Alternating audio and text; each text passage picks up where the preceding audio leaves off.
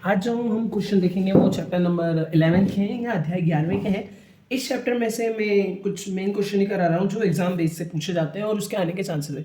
तो अभी हम सिर्फ उन्हीं क्वेश्चनों को देख रहे हैं। सबसे पहले हम पहला क्वेश्चन देखते हैं कि प्रकाश का विद्युत प्रभाव क्या होता है।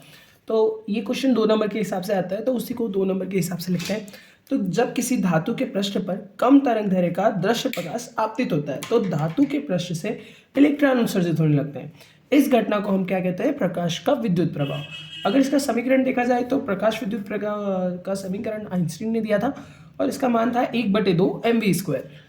इसमें अगर इसकी आवृत्ति जो होगी अगर वो उच्चतम हो तो इक्वल में h into mu minus mu zero मान आता है। ठीक है, इसी प्रकार हम दूसरा क्वेश्चन देखते हैं इसी चैप्टर का। तो वो है कि प्रकाश विद्युत प्रभाव में देहली आवृत्ति से आप क्या समझते हैं? ये 1 नंबर में या एक शब्द में पूछी जाती है, तो और 2 नंबर में भी इसको पूछा गया है 2022 में या 20 में भी आई हुई है ये बोर्ड में। तो इसको हम देखते हैं, प्रकाश की वह न्यूनतम आवृत्ति जो किसी पदार्थ से इलेक्ट्रॉन उत्सर्जित कर सके या कराने में आवश्यक होती है उसे उस पदार्थ की देहली आवृत्ति कहते हैं। ठीक है, अब हम आते हैं मेन क्वेश्चंस पे। चैप्टर नंबर 11 में डी ब्रागली तरंग के जो समीकरण होते हैं उसकी उत्पत्ति और उसकी व्याख्या ये हमेशा पूछी भी जाती है और ये मेन क्वेश्चन है डी ब्रागली तरंग समीकरण का और ये हमेशा आता है। तो चैप्टर 11 में मेन क्वेश्चन मेरे हिसाब से सिर्फ एक ही बनता है, ये वाला डी ब्रागली तरंग वाला। तो हम इसको देखते हैं। डी ब्रागली तरंग क्या है तथा इसकी समीकरण की व्याख्या देखिए। तो सन 1923 में फ्रांस के वैज्ञानिक डी ब्रोगली ने बताया था कि जिस प्रकार प्रकाश दोहरी प्रकृति का होता है उसी प्रकार कभी कभी मतलब कि अर्थात जो प्रकाश है वो क्या होता है? दोहरी प्रकृति का होता है। कभी कभी कण के रूप में तो कभी कभी तरंग के रूप में भी प्राप्त होता है। उसी प्रकार द्रव्य पदार्थ भी कभी कभी कण के रूप में तो कभी तरंगों के रूप में होता है।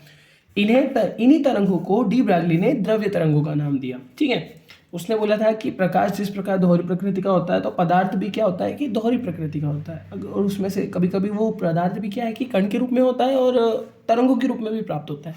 तो उन तरंगों को उसने द्रव्य तरंगों का नाम दिया। इसके बाद आइंस्टीन नामक वैज्ञानिक ने पदार्थ की ऊर्जा के लिए एक समीकरण उत्पन्न किया है जिसको हम आइंस्टीन का समीकरण कहते हैं। इसका मान ये था कि E = mc²। इसमें पदार्थ का द्रव्यमान m को दर्शाता है और ये जो c लिखा हुआ है ये प्रकाश की चाल को दर्शाता है। ये पदार्थ की ऊर्जा के लिए एक समीकरण उत्पन्न हुआ था। इसी प्रकार तरंग की ऊर्जा के लिए प्लांक नामक वैज्ञानिक ने एक समीकरण की प्रस्तुति दी जो कि इस प्रकार था कि E = hv। ये समीकरण तरंग की ऊर्जा को दर्शाता था। यहाँ पर जो h है वो स्थिरांक को दर्शाता है जिसे हम प्लांक स्थिरांक कहते हैं। चूंकि तरंग की ऊर्जा तथा पदार्थ की ऊर्जा का मान आपस में क्या है कि बराबर होगा, तो LHS बराबर हो ही गए। अब RHS भी क्या होंगे? आपस में बराबर होंगे। तो इन दोनों को हम तुलना करते हैं तो mc² = hv। इसको हम समीकरण नंबर 3 देते हैं। इससे क्या है कि हम जानते हैं v = कितना होता है c/λ, जहाँ पे c संवेग को दर्शाता है और v के ये जो लैम्डा है वो तरंग दैर्ध्य को दर्शाता है।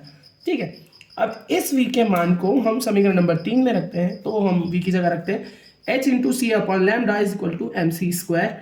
अगर हम इसमें से लैम्डा का मान निकालें जो कि हम पक्षांतर करके निकालेंगे, पहले तो हम c को कन्वर्ट करते हैं तो c नीचे जाता है जो कि बाद में जाके कट जाएगा और इसको हम पूरा उलट फेर करके लिखते हैं। तो लैम्डा = hc/mc²। c से c कैंसिल हुआ, बचा कितना? Lambda h/mc। इसमें अगर हम थोड़ा और प्रोसेस करें जहाँ की पहले तो हम अगर चाहे कि डी ब्रागली तरंग समीकरण तो यहीं खत्म हो जाता है, लेकिन हम जानते हैं कि mc = कितना होता है? p होता है। तो हम इस mc की जगह क्या लिख देंगे? p लिख देंगे। यही डी ब्रागली तरंग समीकरण है। ये उत्पत्ति खत्म होती है और ये क्वेश्चन हमारा खत्म हुआ।